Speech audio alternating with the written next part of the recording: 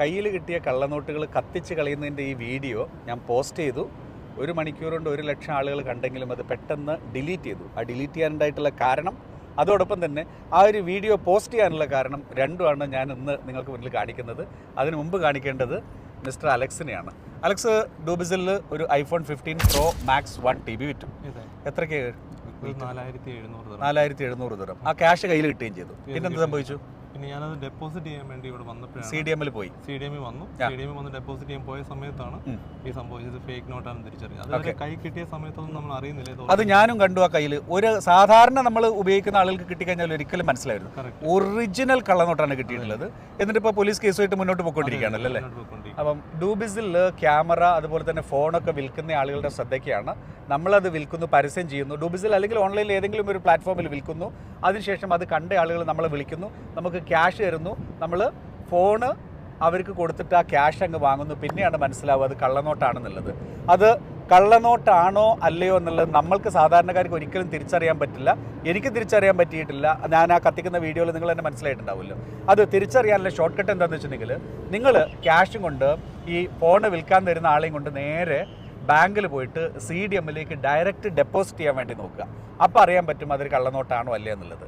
അതല്ല എന്നുണ്ടെങ്കിൽ നമുക്ക് ഏതെങ്കിലും പരിചയമുള്ള ഗ്രോസറിയോ അല്ലെങ്കിൽ സൂപ്പർ മാർക്കറ്റോ എവിടെയെങ്കിലും നോക്കിയിട്ട് ഇത് ചെക്ക് ചെയ്ത് കള്ളനോട്ടല്ല എന്ന് ഉറപ്പുവരുത്തി മാത്രം വാങ്ങുക. നമ്പർ 2.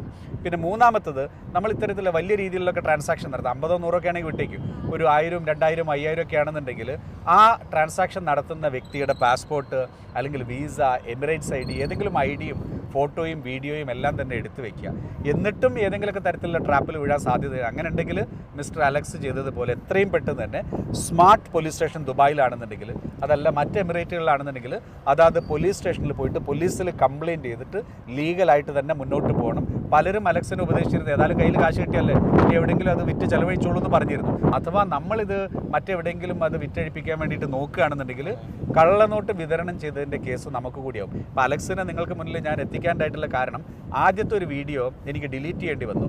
അത് കള്ളനോട്ടാണ് എന്നറിഞ്ഞുകൊണ്ടാണ് ഞാൻ കത്തിച്ചത്. എന്നാൽ പോലും എന്നെ ഇവിടുത്തെ എമിറാത്തികളായിട്ടുള്ള 1-2 ആളുകൾ വിളിച്ചിട്ട് എന്നോട് പറഞ്ഞു, ആ വീഡിയോ മലയാളത്തിലായതുകൊണ്ട് സബ് ടൈറ്റിൽ ഇല്ലാത്തത് കൊണ്ട് നിങ്ങൾ UAE കറൻസി കത്തിക്കുന്നത് പോലെ, UAE കറൻസിയെ ഡിസ്റെസ്പെക്റ്റ് ചെയ്യുന്ന പോലെ ഒരു ഫീല് ഞങ്ങൾക്ക് വന്നു എന്ന് പറഞ്ഞു. അങ്ങനെ ഇവിടുത്തെ ഒരു സ്വദേശികളായിട്ടുള്ള 1-2 പേര് എന്നോട് ഉപദേശിച്ച സമയത്ത് എനിക്കും തോന്നി ആ വീഡിയോ സബ് ടൈറ്റിൽ ഇല്ലാതെ കാണുമ്പം ഏതോ ഒരാൾ വന്നിട്ട് ഈ നാടിനെ ഡിസ്റെസ്പെക്റ്റ് ചെയ്യണ പോലെ തോന്നും. അങ്ങനെ കയ്യിൽ കള്ളനോട്ട് കിട്ടിയാലും ഞാൻ കത്തിച്ച പോലെ കത്തിച്ച് കളയരുത്. വേഗം തന്നെ പോലീസിൽ കംപ്ലയിൻറ്റ് ചെയ്യുക. ഇത് അലക്സിന് മാത്രം സംഭവിച്ചിട്ടില്ലല്ലോ. അല്ലല്ല, ഒരുപാട് പേർക്ക് അലക്സ് പറയാൻ കാരണം, അലക്സ് ഇപ്പോൾ സ്ഥിരമായിട്ട് ഇത്തരത്തിലുള്ള പരസ്യം ചെയ്തു നോക്കുന്ന സമയത്ത് വീണ്ടും കള്ളനോട്ടുമായിക്കൊണ്ട് അലക്സിന് ആളുകൾ ഇപ്പോഴും അപ്രോച്ച് ചെയ്തുകൊണ്ടിരിക്കുന്നുണ്ട്. ഒരുപാട് പേരാണ് ഡൂബിസിൽ ഉൾപ്പെടെയുള്ള പ്ലാറ്റ്ഫോമിൽ ക്യാമറ വിൽക്കാനുണ്ടെങ്കിൽ ഞങ്ങൾ വാങ്ങാൻ റെഡിയാണെന്ന് പറഞ്ഞിട്ട് കള്ളനോട്ടുമായിട്ട് നിങ്ങൾ അപ്രോച്ച് ചെയ്യാൻ നിൽക്കുന്നുണ്ടാവുക. UAE ദിർഹത്തിൻ്റെ കാര്യത്തിലല്ല കേട്ടോ. നാട്ടിൽ പോയി കഴിഞ്ഞിട്ടുണ്ടെങ്കിലും അമേരിക്കയിൽ പോയി കഴിഞ്ഞാലും എവിടെ ആയി കഴിഞ്ഞാലും എവിടെയൊക്കെ നല്ല നോട്ടുണ്ടോ അവിടെയൊക്കെ കള്ളനോട്ടുണ്ടാവും. ആ കള്ളനോട്ടുകാരെ പിടിക്കാൻ വേണ്ടിയിട്ട് നമ്മൾ സ്മാർട്ട് ആവുക എന്നുള്ളത് മാത്രമേ ഉള്ളൂ. അലക്സ് ഇത് മുന്നോട്ട് വന്ന് പറയാനുള്ള കാരണം, എനിക്കിത് സംഭവിച്ചിട്ടുണ്ട്, ഇനി ഒരാൾക്കും ഇത് സംഭവിക്കരുത് എന്നുള്ള ഒരു തീരുമാനത്തിൻ്റെ പുറത്താണ്. അതിന് വേണ്ടിയിട്ടായിരുന്നു ആദ്യം ആ വീഡിയോ ഇട്ടിരുന്നത്.